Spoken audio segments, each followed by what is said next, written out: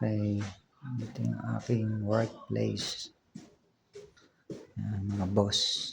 Yung mga nag-opisina, yung mga boss. Basta mga may salamin na pinto, mga boss yan. Yan, dyan. Yan.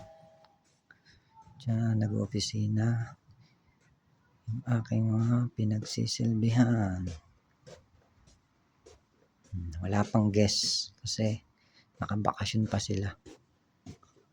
Wala pang. Bali, linis-linis lang muna kami ng aming area. Yan. Diyan.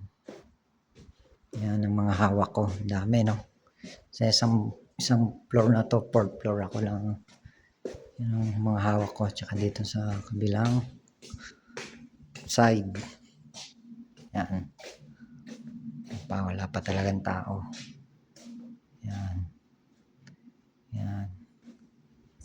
Okay. So, pwedeng matulog dahil wala namang guest. Nalinis ko na yung aking coffee machine. Yan, elevator. Paakyat sa 7th floor, 6th floor. May kanya-kanyang table doon.